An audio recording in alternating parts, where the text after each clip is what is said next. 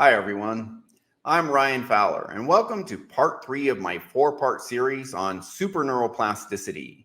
In past episodes, we looked at the hard science about neuroplasticity as discussed by Stanford neuroscientist Dr. Andrew Huberman, and how following certain protocols and meeting certain conditions accelerates this process into superneuroplasticity. Today, we'll look at not just the science, but the actual application of this protocol to rewire one's brain in one sitting for permanent benefit. Now, there are many ways that this protocol can be used to help us, but today we focus on resolving a particular issue 95% of people struggle with, which is procrastination. I used to struggle massively with procrastination. I constantly felt this internal resistance that led me to procrastinate more than half my work tasks. I had no idea why I felt this way, but some things that I felt shouldn't be that hard took massive effort to get started on. Often I just put it off and relieve the uncomfortable resistance by playing video games, sometimes until 4 or 5 a.m. in the morning, so that I wouldn't have to think about these tasks. But then I'd get up the next day and the tasks were still there and I still had to do them and I still felt massive resistance to doing them. Before, I had no idea what this resistance was about, but I know what it's about now and I fixed it, and for myself and for others. And today we're going to talk about the root cause of procrastination, how to rewire your brain to greatly reduce it. And we'll examine a case study and a client interview where a man does exactly that. What's even crazier is he got rid of most of his severe procrastination in one sitting without a one-on-one guidance from me or anyone else. He used my free subconscious optimization program available on the link right below, my online community Mind Chrysalis. He followed the steps. He listened to my audio that guided him through the process. He fixed his procrastination by himself for free, one sitting. You won't want to miss this interview a little later. And if you want to use the same program yourself, it's free on my online community. Just go to the link below, join for free, click on the Classroom tab, and take the SOS free course. Now, to be fair, some people's situations are complex, so this is a do-it-yourself program. It works for about 80% of people. The other 20%, their situations are complex or severe. They'll need more in-depth help or one-on-one guidance possibly, but try it, because if you take it seriously, then chances are it will help you rapidly and substantially. We'll also be starting free webinars in a few weeks, which you'll be able to access through the same Mind Chrysalis online community. So let's do a quick recap on what superneuroplasticity is. We're referring to a particular type of neuroplasticity that rewires the brain in a manner Dr. Huberman describes in a short clip, which we'll watch now. Yeah, I think that it's clear there's one facet of neuroplasticity that is very well supported by the research data that hardly anyone has implemented in the real world. And that's the release of acetylcholine from these neurons in the forebrain called nucleus basalis. This is mainly the work of Mike Merzenich, who used to be at UCSF, and some of his scientific offspring, Greg Reckenzone and Michael Kilgard and others. What they showed was increases in acetylcholine, this molecule associated with focus, in concert, meaning at the same time as some event, motor event or music event or any kind of sensory event, immediately reorganizes the neocortex so that there's a permanent map representation of that event. Okay, so Dr. Huberman says hardly anyone is using this correct protocol to instantly rewire the brain with neuroplasticity, but we do it. And in a moment, you'll see the results of doing so from our case study, our client interview. So in the last part of this video series, part 2, we further examine an interview with Dr. Huberman where he discusses how either hypnosis or psychedelics could accelerate neuroplasticity even further. This is superneuroplasticity. For us, we focus on the hypnosis angle, but please understand hypnosis by itself is not superneuroplasticity, not necessarily. We must also follow the specific protocol outlined by myself and Dr. Huberman in part 1 of our video series. which we further enhance with hypnosis to achieve massive, rapid, permanent brain rewiring. We call this, when combined with hypnosis or psychedelics, certain psychedelics, we call this the SuperNeuroplasticity or the SNP protocol, and it consists of the following steps or conditions. Step 1, you must have awareness of what it is in your mind that must change. Step 2, alertness. That's tied to epinephrine release in your brain, and that's intensified, that epinephrine release. It's intensified by triggering certain emotions, love, hate, fear, shame, guilt. Those will all intensify epinephrine release. Number 3, we enter a hypnotic state, which is actually a state of intense focus, because that is tied to acetylcholine release, and we focus on what you intend to change in your brain. Number 4, we tell the brain to change because it is an active process to make the change. There's different techniques for this, but you can simply tell your brain, this belief in me or this part of my subconscious doesn't serve me. I'm getting rid of it. I'm putting a new one in. When you're in that superneuroplastic state, it could be as simple as that, and that can be effective. Although there's other techniques we use as well, which we'll dive into in detail in part 4, where we really start to pick apart the application of what we're doing. And then you need non-sleep deep rest or sleep, and that's where your brain solidifies everything, reinforces the new neural wirings.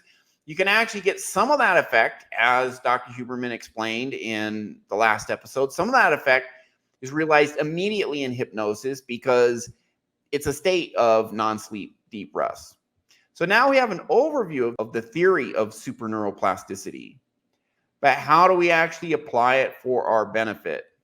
You can, of course, take my SOS free course on the Mind Chrysalis online community and just take that training and do it yourself.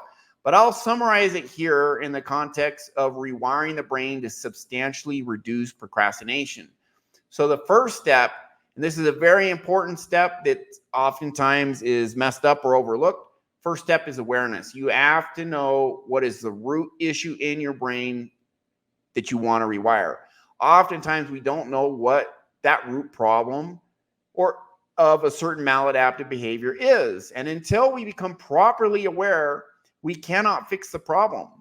When I first learned SNP methods about 12 years ago, the method I learned 12 years ago helped me greatly to heal my manic depression and trapped anger very quickly and permanently, but it did almost nothing to fix my constant anxiety and severe procrastination.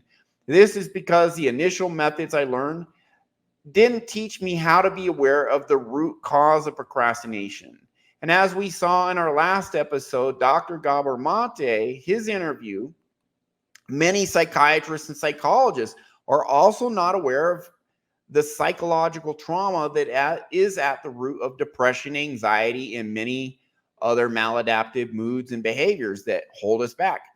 I initially thought, based on the other things I was doing that worked 12 years ago, I initially thought I should just focus on this actual internal resistance or anxiety I felt, that I could tell my brain to send that away and that would work using the methods I learned.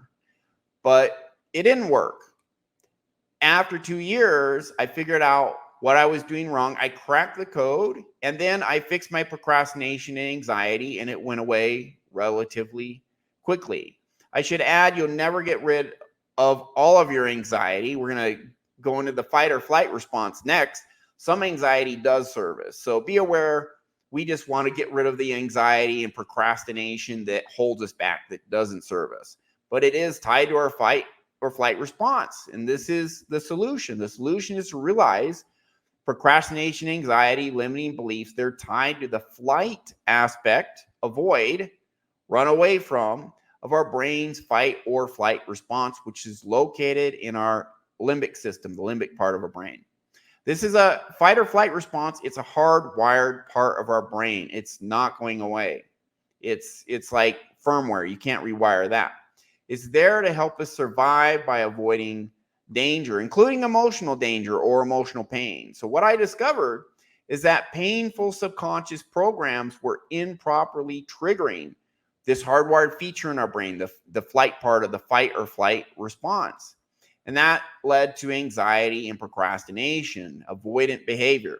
Once I used the SNP protocol to fix these painful subconscious programs, then those programs were no longer there to improperly trigger the flight part of this fight or flight response, which caused the avoidant behavior, not doing things I knew I needed to do, aka procrastinating. So my procrastination tendencies were almost instantly then reduced by over 90%.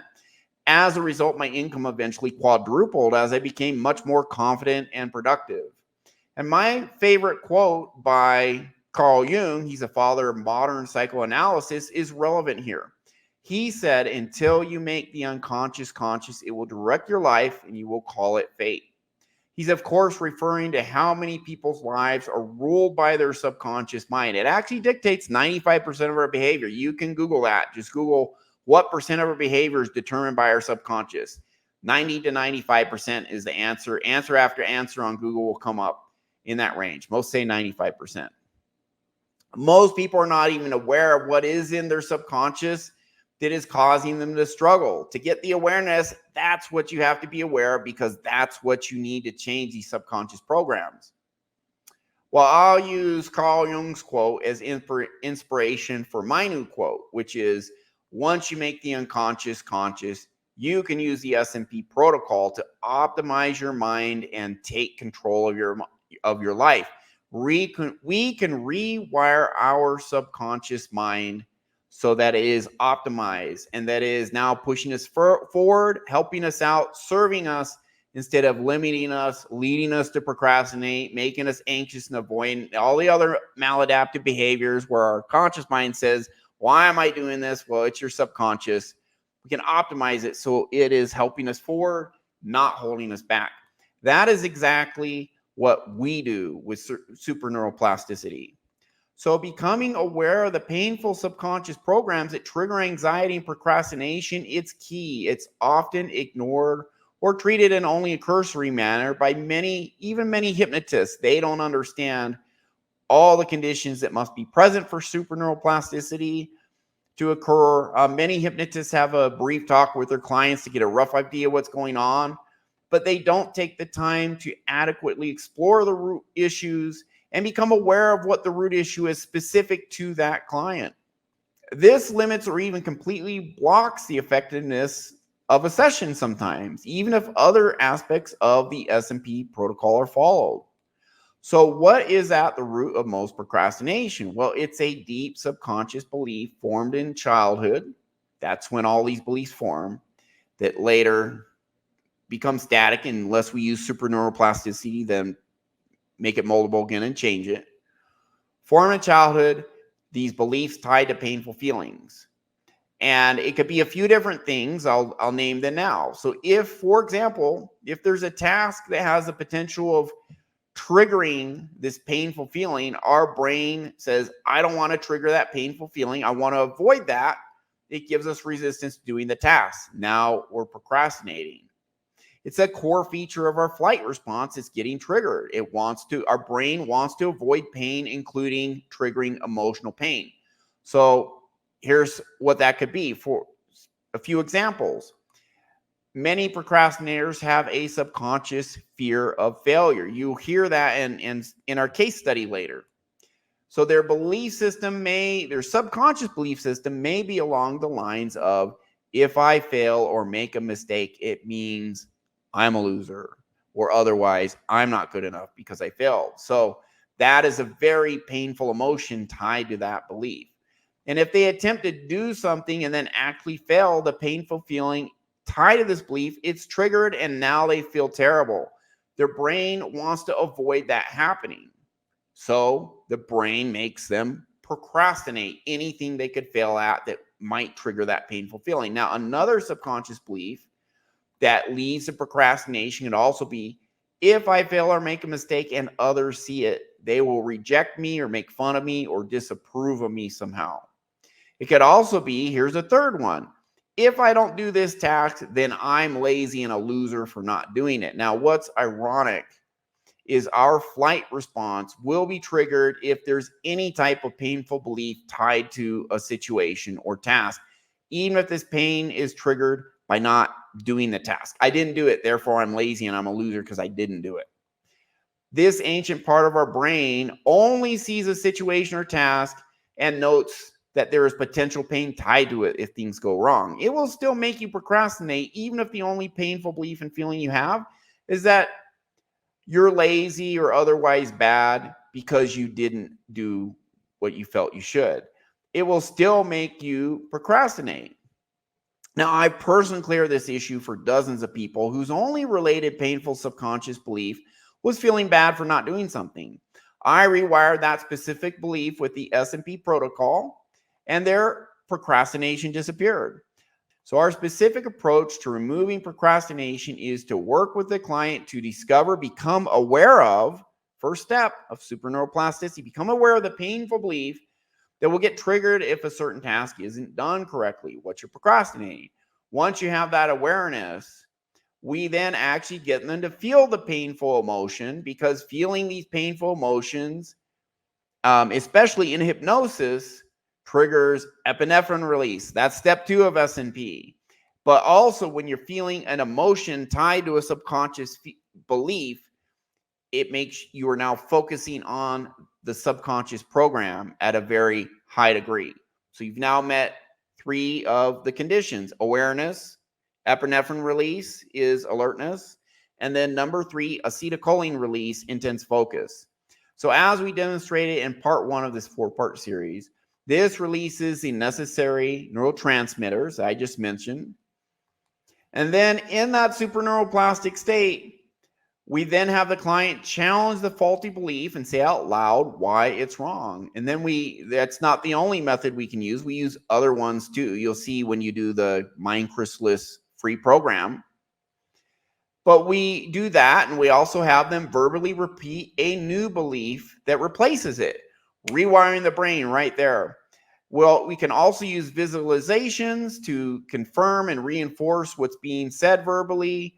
We can actively work on removing the emotion. In part 1, Dr. Huberman specifically said superneuroplasticity could remove certain emotions. We want to remove those painful emotions. So we have techniques for that too. We get that out while in a superneuroplastic state. This actively changes the belief and resolves the painful emotion tied to it. Then during the session and afterwards, engaging in non-sleep deep rest, or just getting a good night's sleep that night. During, non-sleep deep rest during the session, good night's sleep after, that reinforces and completes the rewiring. So the SNP protocol is in our online free program, which you can use. And in fact, now we get to our case study where the client, Nathan, used that program that guided him through the SNP protocol, and it rewired his brain to permanently resolve most of his procrastination with the do-it-yourself method in a single sitting on his own. So let's watch this interview about this process and see how it went for him. You were just telling me how so far you've just done the free self-hypnosis on school, and then it's really helped you with procrastination. So thank you for being willing to share your story. I'm Ryan Fowler, of course. So how were you struggling? You said 0 to 10 before you did the self-hypnosis. What was your procrastination at? Yeah, so as I said to you, I was basically started an advertising agency, and there was I noticed a lot of fear of failure around it. I mean, it was new territory for me. I hadn't done anything before similar to this, so yeah, a lot of resistance with certain tasks, and there was procrastination was around 9 out of 10. And how's that manifest? Is it stuff you just put off for a week or a month or to the last minute, or you power through it, but it's extremely difficult? Yeah, I mean, like simple tasks that would easily take, half an hour. I was putting off for weeks. So yeah, it was agonizing. Now, how long ago did you find the self-hypnosis with my school? Can any of you guys identify with Nathan agonizing over certain tasks and being like, why can't I do them? I know exactly what that feels like. Not anymore, but I used to. Community, school.com community is mine first list. It has free courses on self-hypnosis. How long ago did you find that, and what was your experience with it? So a little under a month ago, I found your group through the discovery section on school. And yeah, it was super curious what it was about, and signed up. Went through the course modules, and as I said to you, I'd done a bit of hypnosis before, but it wasn't anything like I come across with your work. So I went through, did a session specifically around the task that I was trying to fulfill. And this is you using the free course all on your own. Free course. I want to drive the point home. My free stuff is still nuclear powered, guys. But yeah, keep going. I'll attest to that for sure. Yeah.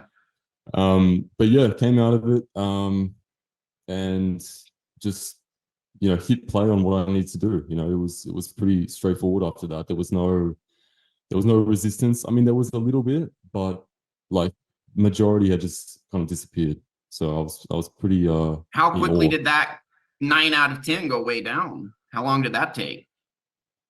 Oh, it was instant as soon as I came out of the hypnosis. That's how it is, guys. You know you're doing super neuroplasticity right when you get instant change like that. We'll keep listening. This is great stuff. One audio. And are you still feeling those benefits? Yeah, I am for the most part. I think there's some like stages to it. Like obviously. Yeah, keep going. Fear and if you unknown. listen to a few times more, it just is going to reinforce the good stuff more. Yeah, absolutely. But I mean, mate, for the most part, it's pretty well. It's low digits now. So yeah. Okay. So procrastination, 50% gone, 60, 70, 80, 90. 70 to 80%. Awesome, bro. One session. And how long had you struggled with that? Oh, I mean, my whole life. It came since you were a kid, right? That's when this stuff formed. Yeah. So thank you for being willing to share your story. We'll keep it nice and short and sweet. Okay, and that's it. Nice and short and sweet. So if you think that Nathan's story is a fluke, you can go to the video section of this channel that you're watching this on YouTube.